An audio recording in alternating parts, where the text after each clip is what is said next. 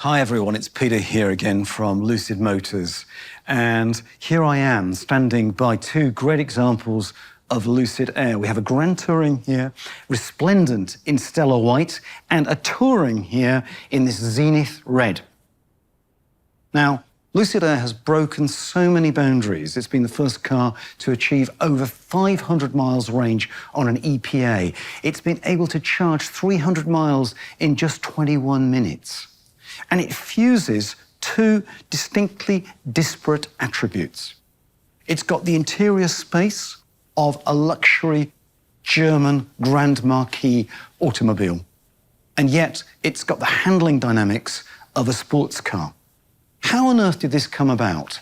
Was this chance? Was this happenstance? No, it's truly been a labour of love for the whole team here at Lucid for many years, and it was born of a clear vision of how we were going to truly advance the state-of-the-art of an electric car.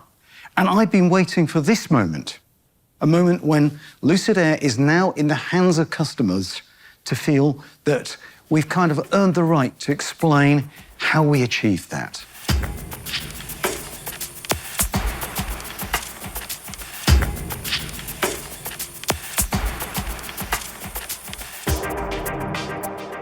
So let me take you through this story. It started many years ago when I was approached by a little company called 𝗙𝗿𝗏, about 20 people. Would I join and want to do an electric car? And I didn't want to just join the bandwagon. A lot of people were doing EVs for the sake of it. I feel passionately about the environment, and I feel passionately about the scope for advancement of EVs. And those two things are synergous. By advancing the state-of-the-art of an electric car, we can lead to catalyse the mass adoption of sustainable mobility. We can drive the prices down through the technology. And in order to do that, I felt passionately that we needed to move the technology on. And to do that, we'd have to do all the tech in-house. In-house technology, more advanced technology than ever anyone had achieved. And to make more compact, more energy-dense and power-dense drive units, to have a sculpted battery pack around the interior space of the car, to create more efficiency, because efficiency is the key driver to drive down costs in an EV and lead to a more widespread international adoption of EVs. So here I am, reveling in the luxury, comfort and sheer spaciousness of the rear seat of Lucid Air. And in this instance, it's a Grand Touring with an epic Santa Cruz interior. And I'm indulging in my little 3D classic wooden puzzle here, which I find absolutely fascinating. But more of that later. Now, you may say with my mere 6-foot frame, I'm not best equipped to judge the space of an interior. So luckily today, I'm joined by two dear colleagues, Mr. Mike Bell, who heads up digital here at Lucid, and Mr. Zach Edson, who heads up sales and service. Gentlemen, you look better qualified. How tall are you? 6'7". 6'6". You're qualified. Please take your seats. Okay.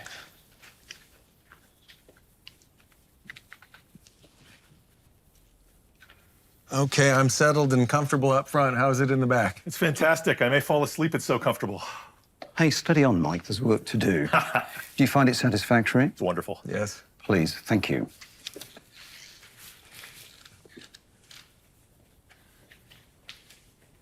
So I find that a fascinating proof point. 6'7", 6'6", two former basketball players finding the interior space of a Lucid Air satisfactory.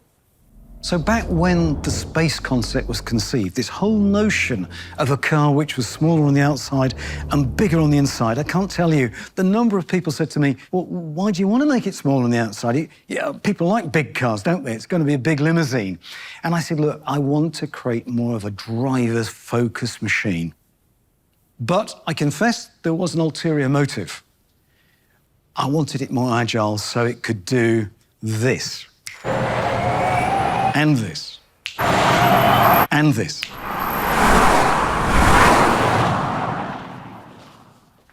So how do we even start conceiving a car which is smaller, more compact on the outside, bigger on the inside? Let's look at some of the core geometries of that car, the overall length, the position of the wheels, the available space for the cabin, and then we can start wrapping in some of the other factors like a miniaturized advanced electric powertrain. Let's take a look at some of these variables that we can adjust and really things that we can use as tools to our advantage. So we have the overall length of the vehicle. That's a consideration. And it was important to minimize that. But also we need to consider the wheelbase of the vehicle, which is the distance between the front and the rear wheels. Maximizing that is important in order to create maximum cabin space, but not going too far. Generally speaking, longer wheelbase creates more stability, shorter wheelbase can give more agility. And how can the people then fit into this space? We need a driver to sit here.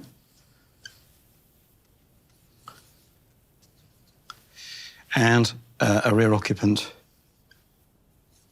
here. So we start looking at some of these core fundamentals, and the rear occupant may want to adopt a more upright position here, or may want to adopt a more reclined position like that. So these are the fundamentals that we start laying into the car.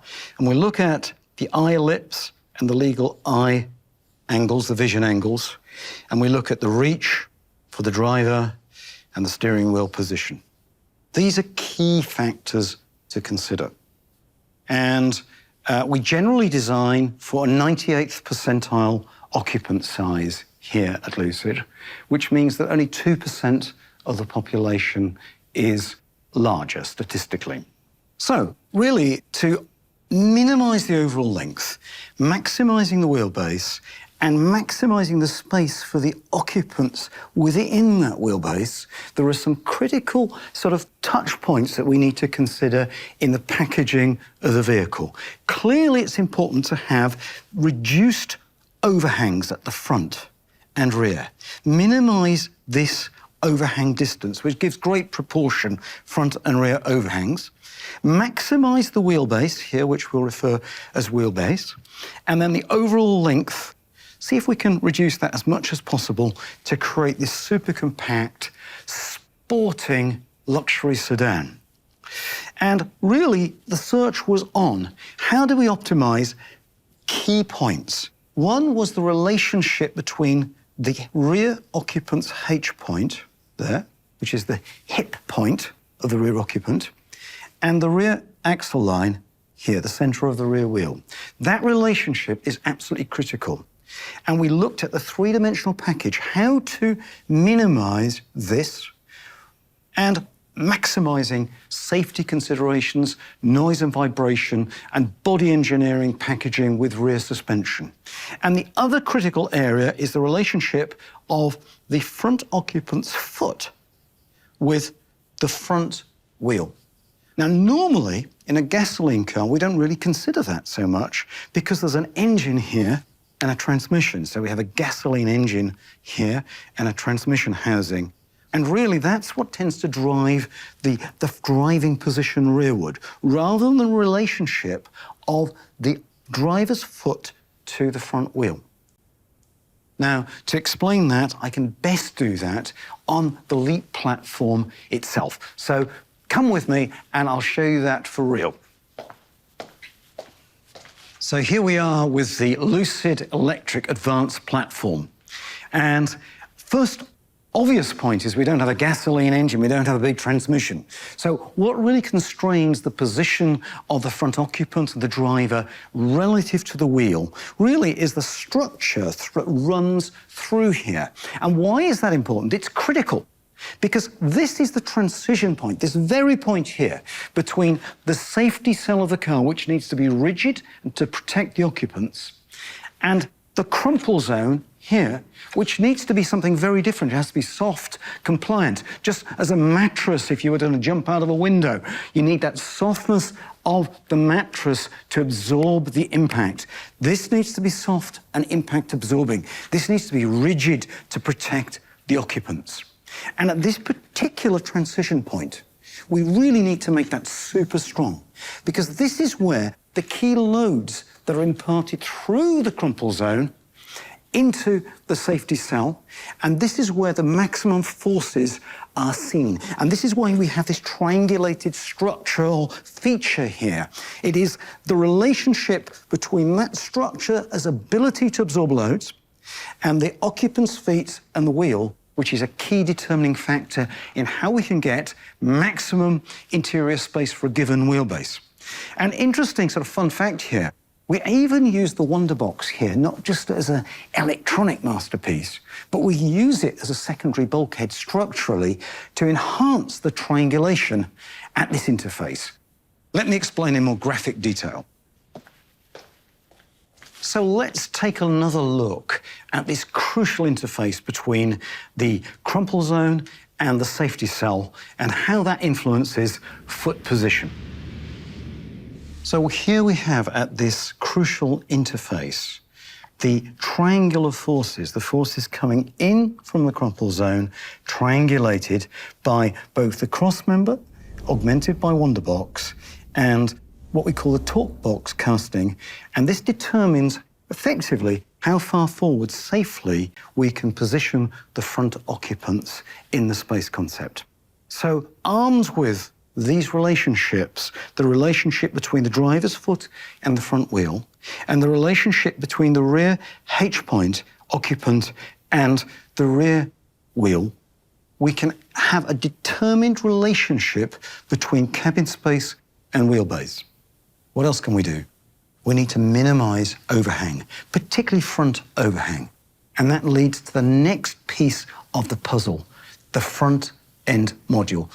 Let me show you that now. So here I am with the Lucid Air front-end module.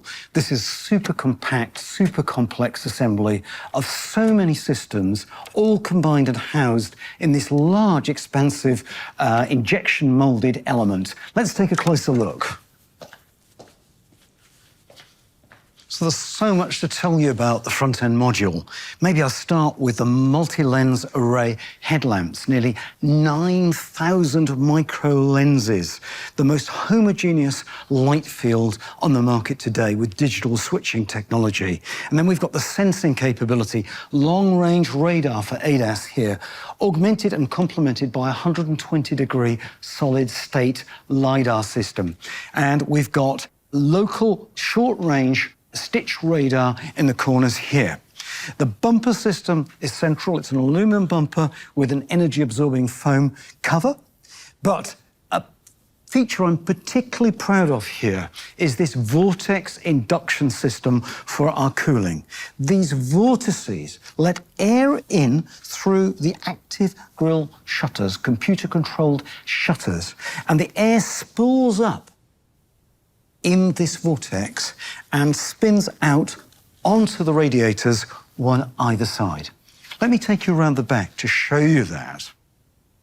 And around the inside here, we see the rear surface of the aluminum bumper, and we see the vortex duct and how it leads to a radiator.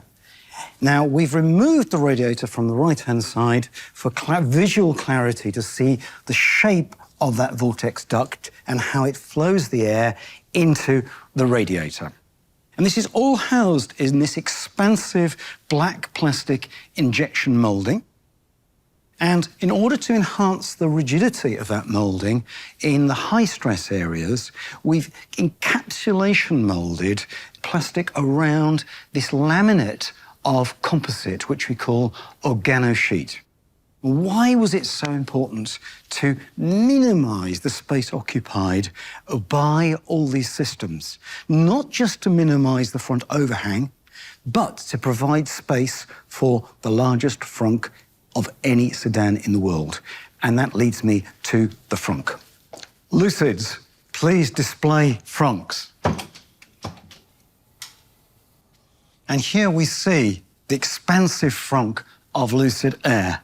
And we've created a two-layer effect here with this shelf, which gives easy access for heavier payloads. But if I remove this top cover, you can take a look down here and just see the expansive frunk of Lucid Air, the largest frunk of any car in its class in the world. And just see the space that's enabled by the miniaturization of the powertrain through this bulkhead behind and the miniaturization of the front end module in front.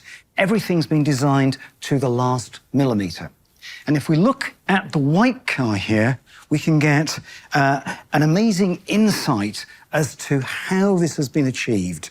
You see here, behind the bulkhead which has been removed, the front drive unit, this super compact drive unit. We see the compressor for the HVAC unit here. We see the inverter here, and we see the twin blowers for our cabin ventilation system here. And this is all enabled between the two crush rails for frontal crash and the super compact front end module. So let's go and grab a frunk, shall we?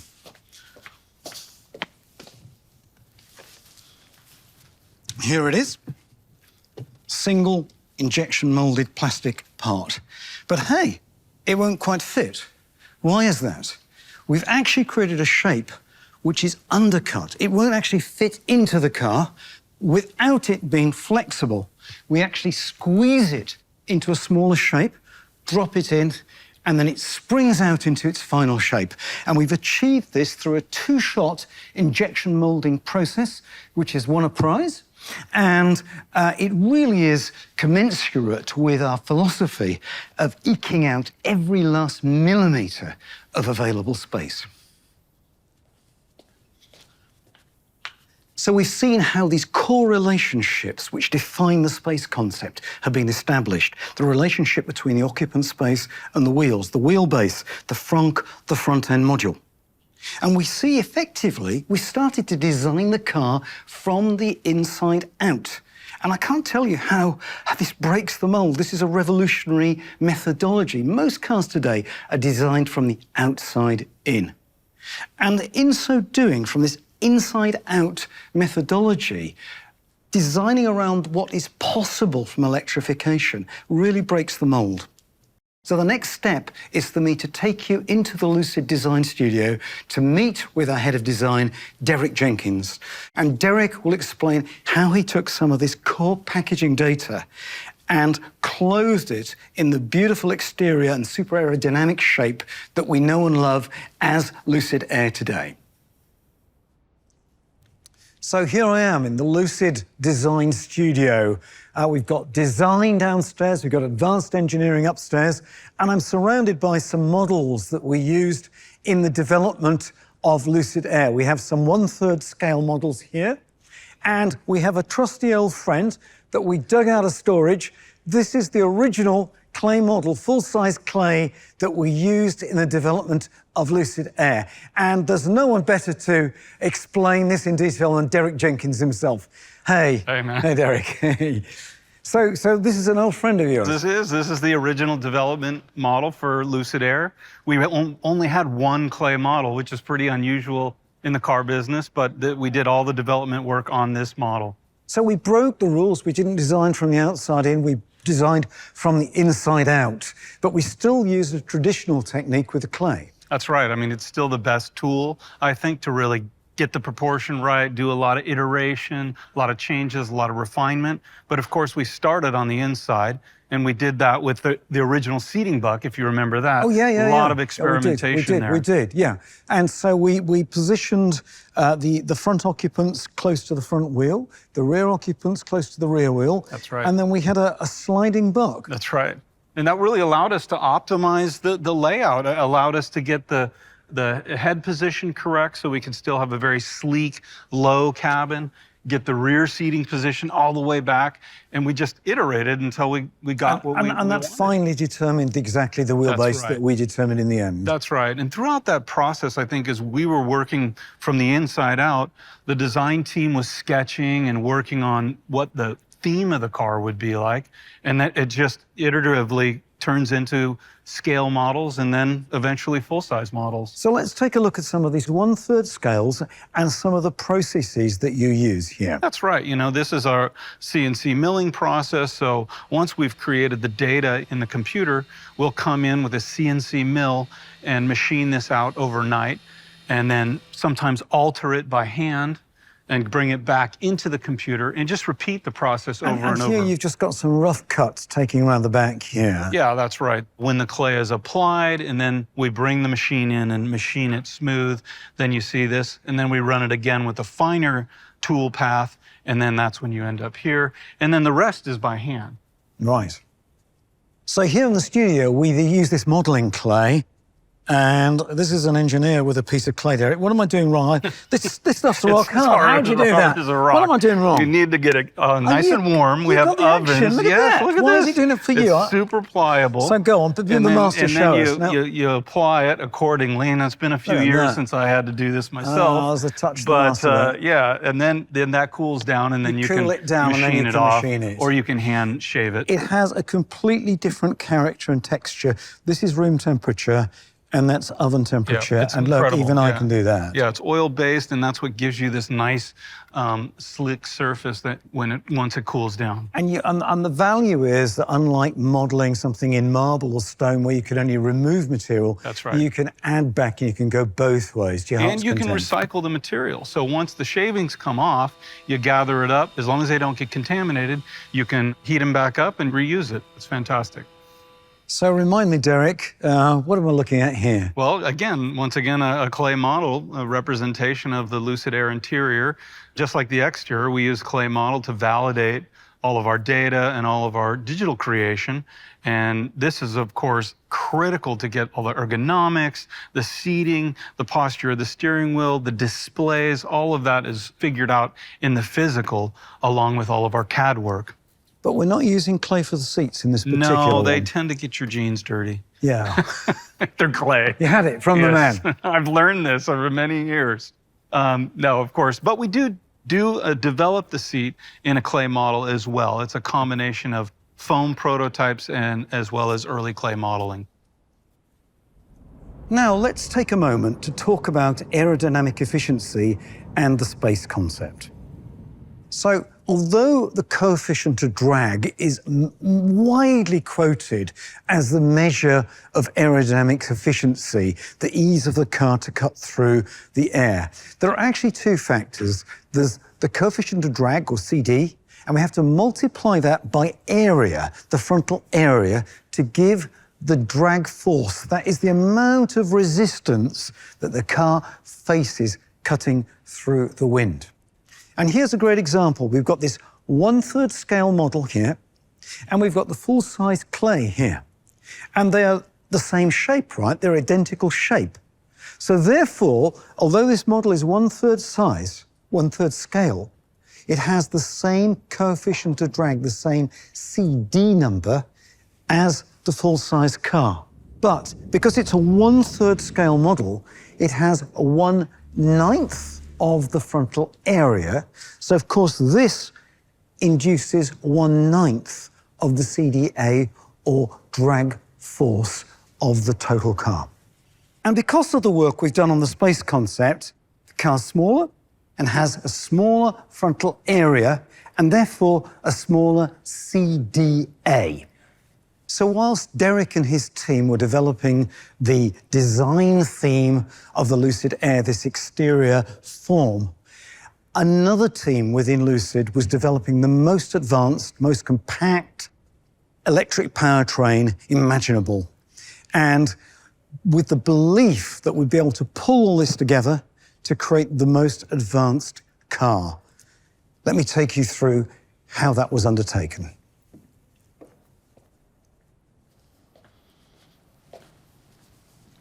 So in order to create Lucid Air, we had to do quite a crazy and radical process. We needed to create super miniaturized electric drivetrain, and we needed to design a car around it. And that would have taken years if we'd done it in sequence.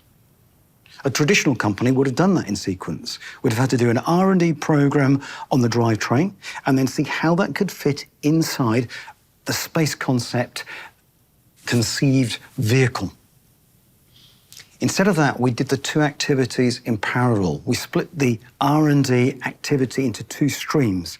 We designed the car around the art of the possible, and in parallel, same time, we started miniaturizing the electric powertrain, going to ultra-high voltage, super condensed powertrain, the enabler for the very space concept to work.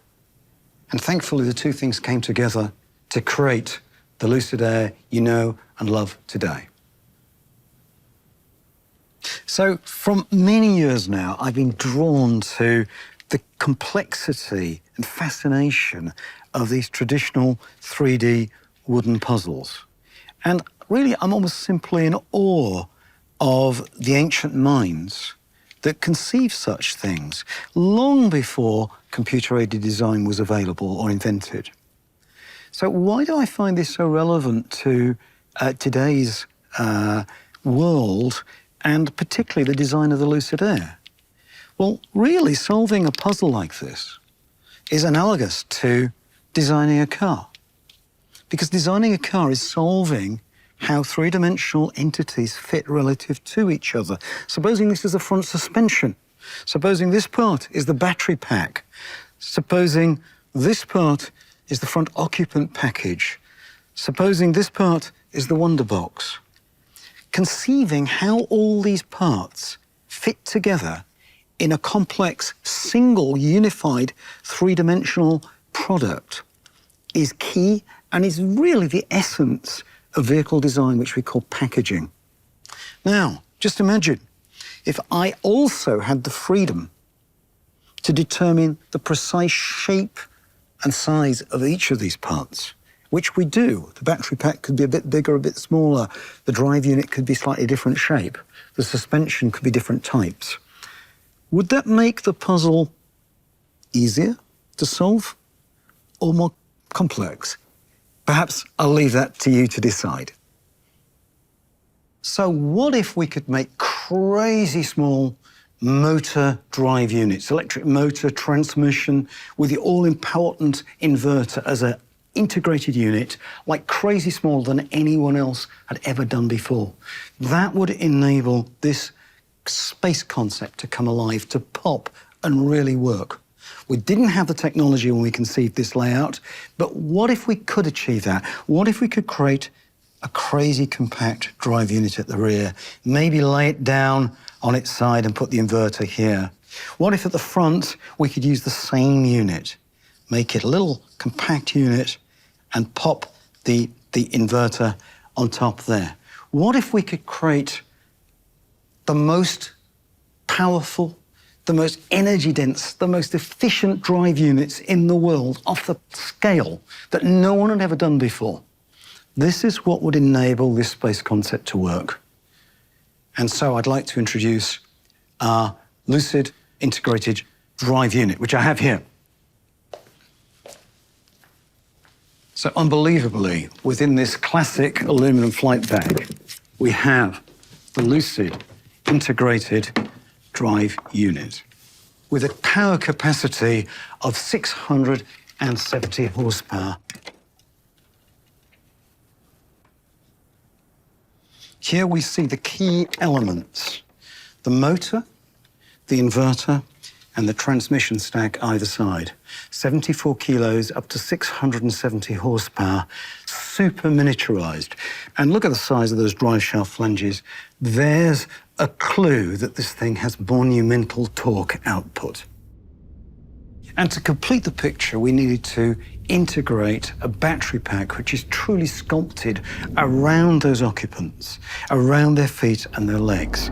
And we conceived a battery pack which is already traditional for an electric car, which runs the full length of the floor of the vehicle, but with the option to create this footwell for the rear occupant. And to gain some extra capacity, we're able to double stack elements of that battery pack right underneath the rear occupant's legs, like that. And this can be seen very clearly, this configuration here on the LEAP platform behind me.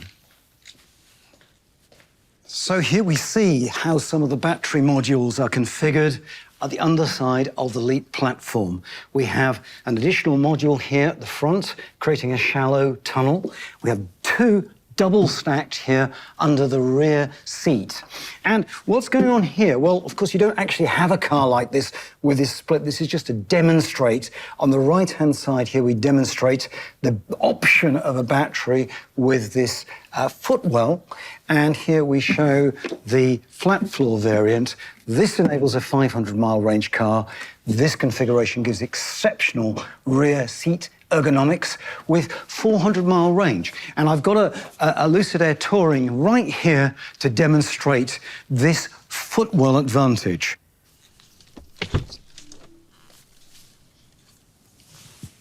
So here I am inside the Lucid Air Touring with the increased footwell enabled by the 18-module pack. And this car, even with this exceptional ergonomic package, still enables over 400 miles range. So I do hope you've enjoyed our little journey through the thought processes and the methodology that led to the creation of Lucid Air.